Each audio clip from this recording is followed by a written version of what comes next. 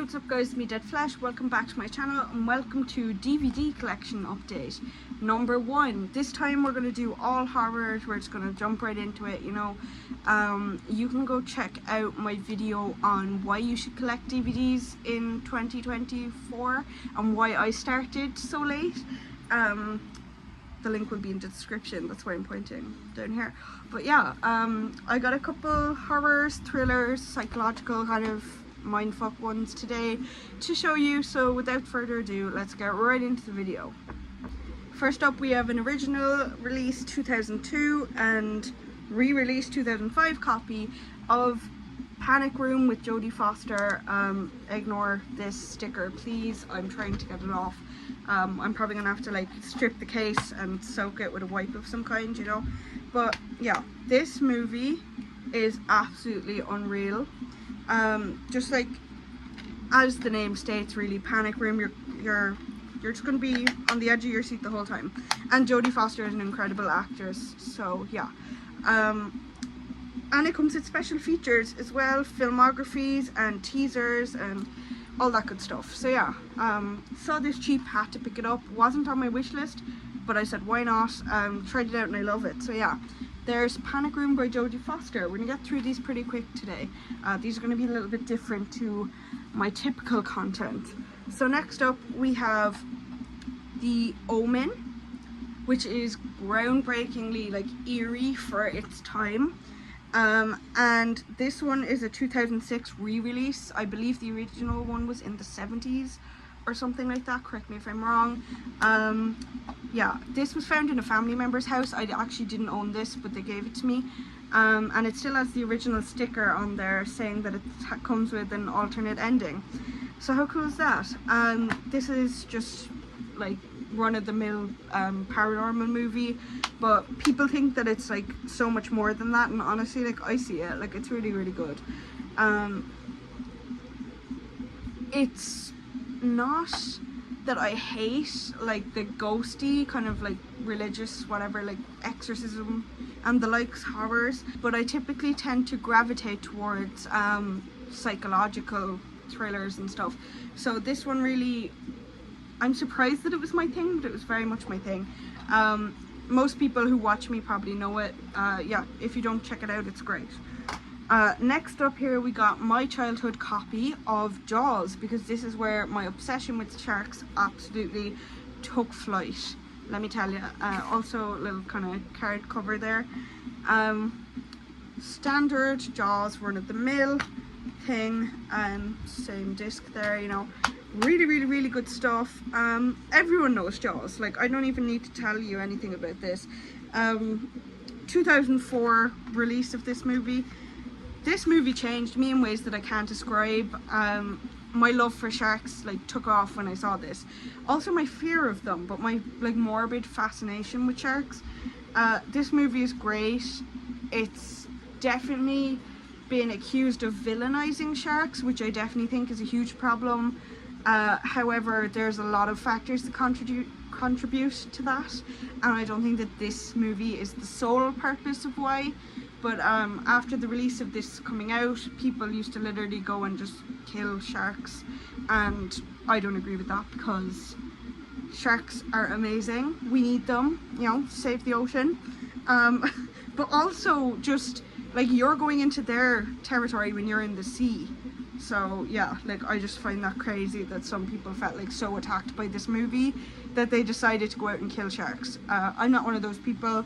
I have all the appreciation in the world for sharks, and if I went into the sea and a shark ate me tomorrow, I would not be pissed, because I was in their house, they weren't in my house. Okay, they didn't come attacking me, I came attacking them. Yeah, anyway, rant aside about shark rights, which I could do a whole video on, and I probably will at some stage. This is very much the way to go with classic shark movies, and a lot of great other ones and kind of shitty but still really good, like low budget ones. Not to say that all low budget ones are shitty, but you know, sometimes the idea was there, the budget was to execute it was not. But yeah, so many shark movies have stemmed from this. This won't be the last shark movie that you will see on my channel. And yeah, let's get on to the next one because I'm just rambling now. This is a 2019 release of Jordan Peele's Us. This is a psychological horror and it's one of my favourite films I've ever seen. I'm gonna get this on Blu-ray if I can find it. I'll tell you now because oh my god. The actors, so talented. The story, some people didn't get it. That's the thing with psychologicals, they're very hit and miss. I got it, I loved it. I'm not going to give you any spoilers, but I am going to say you need to watch it right now if you haven't. And if it's not your thing, that's okay too. But this one, for me, changed my view on, like, everything. Which is why I love, like, psychological horror so much, because they're just such a mindfuck. What's also great about this movie is that you're supporting black creators, and black actors and actresses, like Jordan Peele, is obviously a black man, and the main family in the cast are black as well, so obviously it's great to support black creators. And this movie, like, is just groundbreaking, like, anyway, like, I just love it so much. So that's just like a plus, an additional reason why you should support this movie. Absolutely astounding one. I could talk about this movie all day. I probably will do another video just separately on this whole movie because wow, that was a mindfuck. Moving on, we have Split. This one was really good, in my opinion. Creepy but really good. Very, very long to sit through. Like, you'd want to have a good, like, 3 hours at the least. 2018 Universal Studios released there. Played really well. Anya Taylor-Joy is in this one as well. I'm pretty sure that's before, like, her entire career, like, took off. This was one of, like, the main roles that she had. Correct me on that because I could be totally wrong on this, but yeah. And James McAvoy plays the main character there, as you can see. I remember this movie coming out when I was younger, like too young at the time to be seeing a 15s movie, and it was just like, we were all so scared of it. Like, the trailer would come on in YouTube and we'd all be in school like, oh my god, did you see the new movie, it's so scary. So, like, stands the test of time, it's definitely scary. The reason why this one may be considered controversial is that it's like a horror based around people who suffer from DID, and people see it as kind of a mockery of mental illness and sorts, which I can definitely see. But for me, this one was just really creepy and really good. I don't think too much into it, like, about, like, it in a political sense, but I can definitely see where some anger would stem from people who suffer from DID seeing this movie. However, it's definitely very creative, you have to give them that. I mean, like, it's definitely something. And this has some bonus features as well, so that was cool. And what I will say is that James McAvoy played his part really, really well, and he was definitely convincing as, like, you know, a killer. But then it, like, took a weird turn in the end, so, like, is it even a trivialization of mental illness? Without spoiling it, I can't really get into it, so I will discuss this in a further video. But yeah, that's Split. Next up, we have Insidious: The Red Door. It Ends Where It All Began. Actually haven't seen this one yet, so I can't speak on it too much.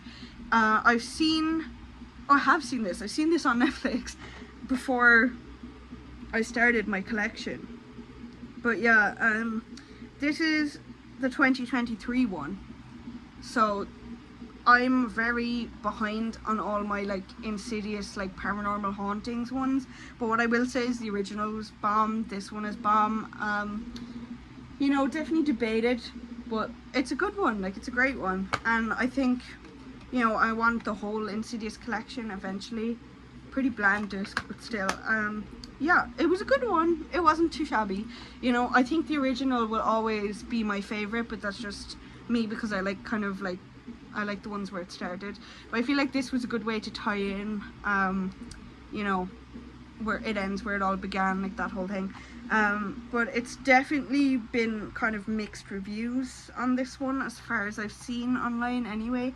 But yeah, Insidious The Red Door, it's a yes from me. What can I say? It was great. Finally, we have one with Brendan Fraser and Jet Li. We have The Mummy, Tomb of the Dragon Empire. Good one. Pick this up in a charity shop, which you should always support anyway. And you always get a good bargain in there, so what's not to love? As well as that, it was like this deal where I was with my friend and we had to get like something like 3 for $6 or something like that, which is such a good deal. But like I only had like Shark Tale from my childhood, and then this, and she had some other ones too. So I was with my friend and we just decided, look, I'll get The Mummy, like why not, let's do it. And we did it, we got the deal, and as we should. This is 2008, my apologies. Mummy's really good, the remake's really good, this one's really good. One of those classics that I always kind of want in my collection. Won't always reach for it, but it'll always be there in the shelf in case I want to. And that's the joy of picking these things up. So yeah, I need the first one though, because it's going to annoy me that I have this and I don't have like the original Mummy. But you know, we'll take it. It was a pretty good one, decent movie. What's not to love, you know?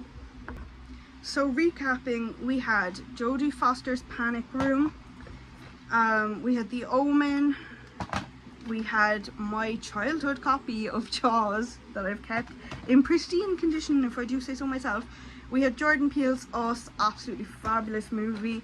We had Insidious The Red Door. We had Split with James McAvoy, another good one. And then we had The Mummy, Tomb of the Dragon Empire. So we've gotten through a stack of kind of horror thrillers today. I definitely have a lot more to go, but yeah, look, like we'll get into it. But thank you guys so much for watching. I hope you enjoyed. I'm still getting used to the whole like DVD thing as opposed to music. There's a lot more to talk about with music, I feel like, but just expect these videos to get a little less like disorganized and that, and less of me kind of stuttering trying to find words to talk about and things like that, because I'll get into the swing of it eventually and I'll learn my own process and how I want to share these kind of things. But for now, this is episode 1, so there's so much more to show you, but this is the start of my collection. We got through about 7, I think, films. 1, 2, 3, 4, 5, 6, 7, bang on. 7 films, really good ones. Go check them out if you haven't. And feel free to ask me about any of the movies in the comments. I would love to start a discourse about horror and thrillers and just childhood movies that scared the crap out of me and all that shit. So thank you guys so much for watching. I'll see you in the next video, and reminder again that my link to my video about why you should collect DVDs in 2024 and why the fuck I do it will be in the description, so you feel free to watch that after this one or before this one, whatever you want to do. But yeah, thank you guys so much for watching, and I hope to see you in the next video.